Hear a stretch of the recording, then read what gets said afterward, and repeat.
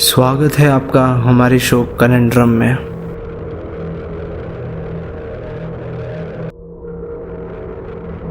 आज हम बात करने जा रहे हैं डिमोनिक पोजेशन या भूत बाधा की एक ऐसी घटना के बारे में जिसे सुनकर आपकी रूह कांप उठेगी।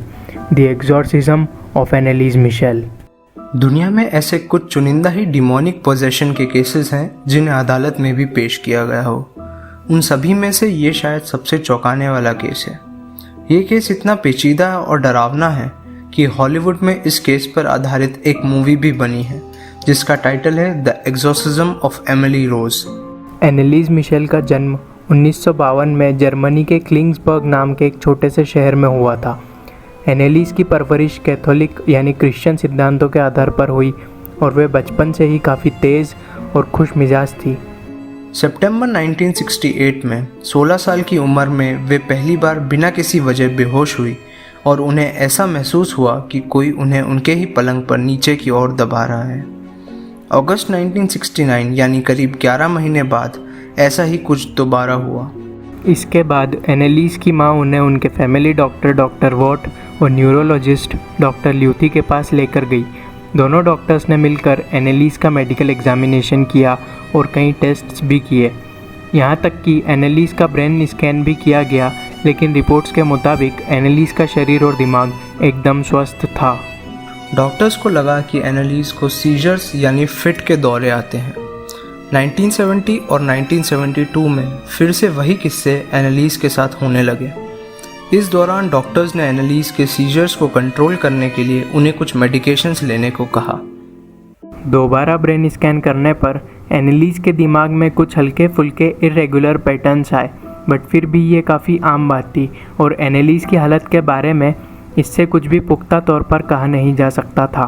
बात थी स्प्रिंग 1973। अब चीज़ें बद से बदतर होने लग गई थी। एनालिस को अपने बेडरूम में आवाज़ें सुनाई देती थी, ऐसे जैसे कि कोई लकड़ी पर नॉक कर रहा हो। ये आवाज़ें सिर्फ एनालिस को ही नहीं बल्कि उनके फैमिली के बाकी लोगों को भी सुनाई देती थी। सबसे खतरनाक बात तो यह है कि एनालिस को कुछ और आवाज़ें भी सुनाई देती थी, ऐसी आवाज़ें जो उन्हें जहन्नुम या हेल में जाने का श्राप देती थी। एनालिस की माँ अब चिंतित होने लगी थी। वे बताती हैं कि एक बार उन्होंने एनालिस को मदर मेरी के स्टैचू को लगातार कई घंटों तक गुस्से से घूरते हुए देखा। उनका कहना है कि एनालिस की आंखें पूरी तरह काली हो चुकी थी और उसके हाथ किसी भेड़िए के पंजों के समान दिखने लगे थे। 1973 में एनालिस ने अपने न्यूरोलॉजिस्ट डॉक्टर लूथी को एक कंसल्टेशन के दौरान बताया कि उसे खूंखार और अजीबोगरीब चेहरे दिखने लगे हैं, ऐसे चेहरे जो किसी भूत या राक्षस के हों। एनालिस ने बताया कि उन्हें अपने अंदर किसी और के होने का एहसास होता है और हर वक्त जली हुई गंदगी की बदबू आती है। बाद में कई और लोगों ने भी यह बदबू आना रिपोर्ट किया, खासकर के जब वो एनालिस के आसपास होते थे। एनालिस की मां ने डॉक्टर ल्यूथी को ये सारी बातें बताई। डॉक्टर ल्यूथी ने अब उन्हें चर्च की सहायता लेकर किसी कैथोलिक प्रीस्ट से मिलने को कहा। हालांकि बाद में डॉक्टर ल्यूथी ने कहा कि उन्होंने एनालिस की मां को ऐसी कोई भी सलाह नहीं दी थी। इस दौरान एनालिस का परिवार किसी तरह से फादर ऑल्ट के संपर्क में आया। नवंबर 1973 में एनालिस को एक साइकेट्रिस्ट को दिखाया गया, जिन्होंने यह नतीजा निकाला कि एनालिस को दिमागी बीमारी के साथ साथ एपिलेप्सी यानी कि मिर्गी के दौरे भी आते हैं। यही बात एक दूसरे न्यूरोलॉजिस्ट ने भी कंफर्म की। अब एनालिस के मेडिकेशंस के डोजेस काफ़ी बढ़ा दिए गए थे। जुलाई 1975 में एनालिस की हालत हद से ज़्यादा ख़राब हो चुकी थी। वो पूरी रात सोती नहीं थी और डर के कारण जीसस से प्रार्थना करती रहती थी। बात यहाँ तक पहुँच गई थी कि वो मकड़ियाँ और मक्खियाँ खाने लग गई थी और तो और वो अपना खुद का यूरिन भी फ्लोर से चाटने लग गई थी। कभी कभी एनालिस बेवजह हर चर्च और जीसस से संबंधित चीज़ जैसे कि होली बुक्स, क्रॉस, क्रूसिफिक्सेस सब तबाह करने लगी। लोग बताते हैं कि एनालिस की फिजिकल स्ट्रेंथ एक सुपर ह्यूमन जैसी हो गई थी। एक बार उन्होंने अपनी बहन को ऐसे उठाकर फेंक दिया जैसे कि वो कोई गुड़िया हो। वे एप्पल को एक हाथ से क्रश कर दिया करती थी। फादर रोडोविक नाम के एक प्रीस्ट, जिन्हें एक्सोर्सिज्म यानी भूत बाधा उतारने वाली प्रोसेस में महारत हासिल थी, उन्हें ये पूरा यकीन था कि एनालिस के अंदर कोई भूत है। एनालिस की बिगड़ती हालत को देखते हुए चर्च और बिशप ने एनालिस पर एक्सोर्सिज्म करने की परमिशन दे दी। यह एक्सोर्सिज्म फादर रेंस करने वाले थे। सितंबर 24, 1975 को एक्सोर्सिज्म की पहली प्रक्रिया शुरू हुई। एक्सोर्सिज्म के दौरान फादर रेंस और उनके साथ मौजूद लोगों ने कुल 42 ऑडियो रिकॉर्डिंग्स करी। अब हम आपको उन ऑडियो रिकॉर्डिंग्स का कुछ हिस्सा सुनाने वाले हैं। सुनने से पहले हम आपको बता दें कि यह काफ़ी भयानक है, इसलिए कमज़ोर दिल के लोग इसे ना सुनें। Ich das so, dass ich in dem Wald rein bin. Ich trag dir die Rotznase noch so lang, bis es lebt wird. Ist so blöde Weib. Für uns geht's kein zurück. Nie! In alle Ewigkeit! Wir gehen ans Pfarrer. Wir müssen wieder auf der Kanzel predigen, dass mich gibt. Und das Volk nicht entführen. Oh. Das ist doch scheiße. Ja!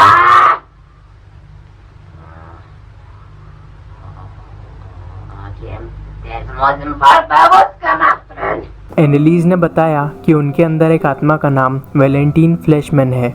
Valentine फ्लैशमैन 15वीं सदी के एक priest थे जिन्हें बुरे बर्ताव के कारण church से बेदखल कर दिया गया था। एनालिस ने फ्लैशमैन के बारे में जो भी बताया वो सब पूरी तरह से सच था। ये काफ़ी चौंकाने वाली बात थी क्योंकि फादर ऑल्ट के हिसाब से एनालिस को ये बातें किसी भी तरह से पता चलना बिल्कुल मुमकिन नहीं थी।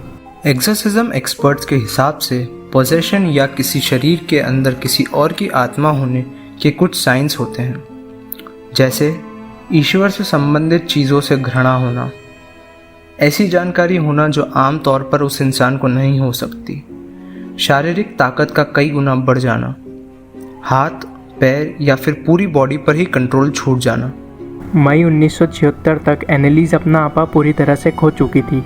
वे दीवार पर सर पटकने लगी थी, खुद को और अपने परिवार के सदस्यों को काटने लगी थी।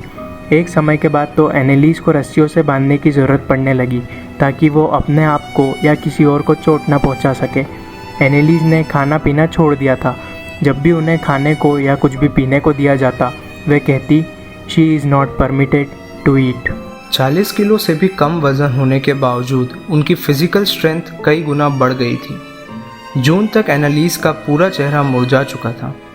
अब वे डॉक्टर के पास जाने से भी इनकार कर देती थी, चाहे फिर उन्हें कितना ही तेज़ बुखार क्यों ना हो। जून 30, 1976 को एनालिस पर एक और एक्सोर्सिज्म किया गया।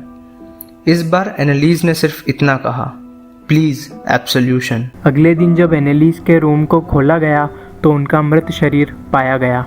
जब एनालिस की मौत हुई तो उनकी उम्र 23 साल थी।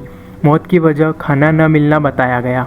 मौत से पहले तक उन पर कुल 67 एक्सोर्सिज्म्स हो चुके थे। उनके आखिरी दिनों में उनका वज़न केवल 68 पाउंड यानी कि सिर्फ 30 किलो बचा था। 1978 में एनालिस के माता पिता फादर रेंस और फादर ऑल्ट के ऊपर एनालिस की मौत का कारण होने का केस दर्ज हुआ और कोर्ट कार्रवाई शुरू हुई। चलिए देखते हैं कि दोनों पक्षों ने क्या कहा। डिफेंस की हर दलील और सबूत चश्मदीद गवाहों और एक्सोर्सिज्म के दौरान की गई ऑडियो रिकॉर्डिंग्स पर आधारित थे। हालांकि कोर्ट ने कभी उन ऑडियो रिकॉर्डिंग्स को तवज्जो नहीं दी। डिफेंस ने यह भी कहा कि एनालिस ने अपनी खुद की इच्छा से मेडिकल ट्रीटमेंट लेने से इनकार किया था, जो कि उसका हक था। उसे लगा होगा कि शायद मेडिकल ट्रीटमेंट लेने पर उसे ज़बरदस्ती खाना खिलाया जाएगा, इलेक्ट्रिक शॉक्स दिए जाएंगे या बहुत सारी नशीली दवाइयाँ दी जाएगी, और ये सब उसकी मर्ज़ी के खिलाफ होता। थिया हैन, जो कि एनालिस की फैमिली फ्रेंड थी, उन्होंने कोर्ट में बयान दिया कि 1976 में एनालिस की मौत के कुछ महीनों पहले एनालिस अपने घर वालों के सामने गिड़गिड़ा रही थी और ख़ुद का ही नाम लेकर कह रही थी कि उन्हें मेडिकल ट्रीटमेंट ना दिया जाए। यहाँ ये बात भी नोट करने लायक है कि असल में फादर ऑल्ट ने आखिर में एनालिस के लिए मेडिकल हेल्प ढूंढी भी थी। 30 मई को उनके दोस्त डॉक्टर रिचर्ड रॉथ एनालिस से मिलने गए, लेकिन उन्होंने कोर्ट में बयान दिया कि वो एनालिस से मिलने गए एक डॉक्टर के तौर पर नहीं, बल्कि इसलिए क्योंकि वे जानना चाहते थे कि आखिर एनालिस को हुआ क्या था। रिचर्ड रॉथ का कहना था कि जब वे एनालिस से मिले तो उनके शरीर पर कोई भी चोट के निशान नहीं थे। इसके विपरीत फादर रेंस के अनुसार एनालिस का शरीर चोट के निशानों से भरा हुआ था, उनका पूरा चेहरा सूज गया था और आंखें गहरा गई थी। इन विपरीत बयानों ने केस में काफ़ी उलझनें पैदा कर दी थी। एनालिस की ऑटोप्सी रिपोर्ट में सामने आया कि उनकी दिमागी हालत एकदम सही थी और उन्हें सीजर्स होने का रत्ती भर भी कोई कारण नहीं बनता था। एक बात यह भी है कि कोर्ट ने कई और बातों को पूरी तरह से नज़रअंदाज किया, जैसे एनालिस की आंखों की पुतलियाँ बड़ी होना और उनके पेट में छाले ना होना, जो कि अक्सर भूखमरी के मरीजों के पेट में पाए जाते हैं। दूसरा, जो प्रोसिक्यूशन ने कहा, प्रोसिक्यूशन के हिसाब से एनालिस को दिमागी पागलपन के साथ साथ मिर्गी की बीमारी भी थी। एनालिस के पेरेंट्स फादर ऑल्ट और फादर रेंज एनालिस का मेडिकल इलाज न होने के जिम्मेदार थे। प्रोसिक्यूशन ने पोजेशन यानी भूत बाधा से संबंधित सारी दलीलों को नकार दिया और 2 एक्सपर्ट्स से यह तक बुलवा दिया कि फादर ऑल्ट की दिमागी स्थिति ठीक नहीं है। प्रोसिक्यूशन के हिसाब से जो दवाइयाँ एनालिस को दी गई थी, उन्होंने मिर्गी के दौरे तो रोक दिए, लेकिन उसके साइड इफ़ेक्ट्स के रूप में उन्हें हेल्यूसिनेशंस होने लगे थे। हेल्यूसिनेशन में किसी इंसान को तरह तरह की चीज़ें दिखाई व सुनाई देती है, लेकिन असल में होती नहीं। एग्जॉर्सिज्म और भूत बाधा उतारने का माहौल देखकर एनालिस का इन हेल्यूसिनेशंस में विश्वास और गहरा होता चला गया। इस दलील के सपोर्ट में प्रोसिक्यूशन ने कहा कि एक्सोर्सिज्म्स के बीच कुछ ऐसा समय भी होता था जब एनालिस बिल्कुल नॉर्मल बिहेव करती थी। क्या तब उनके अंदर किसी और की आत्मा नहीं होती थी? लेकिन अगर हम एनालिस के परिवार की बात मानें तो उनके हिसाब से एनालिस का भ्रम और उनके हेल्यूसिनेशंस उनकी मिर्गी के दवाई लेने के काफ़ी पहले ही चालू हो चुके थे। आखिर में कोर्ट ने प्रोसिक्यूशन के फेवर में डिसीजन दिया और एनालिस के माता पिता फादर रेंस और फादर ऑल्ट को एनालिस की मौत का दोषी करार दिया। उन चारों को 6 महीने की सज़ा सुनाई और फादर ऑल्ट और फादर रेंस को 3 साल के लिए चर्च से सस्पेंड कर दिया गया। कोर्ट के मुताबिक एनालिस में खुद फैसले लेने की क्षमता नहीं थी, इसलिए उन्हें ज़बरदस्ती ट्रीटमेंट दिया जाना चाहिए था। कोर्ट का डिसीजन जो भी रहा हो, आज तक भी इस घटना को लोग अपने अपने नज़रिए से देखते हैं। क्या एनालिस की मौत का कारण कोई मेंटल इलनेस थी, या फिर शायद मिर्गी की बीमारी, या फिर सच में उनके अंदर कोई भूत था और एनालिस के माता पिता फादर रेंज और फादर ऑल्ट बेकसूर थे। एनालिस की मौत एक दुखद हादसा थी। एनालिस मिशेल की मौत का असली कारण हमेशा के लिए एक राज ही रहेगा। हर हफ्ते हम आपके सामने ऐसी ही कुछ दिलचस्प कहानियाँ और किस्से लाते रहेंगे। अगर आपको वीडियो पसंद आया हो तो हमारे चैनल को सब्सक्राइब कीजिए और अपने दोस्तों के साथ भी शेयर कीजिए। मिलते हैं अगली वीडियो में, तब तक के लिए गुड बाय।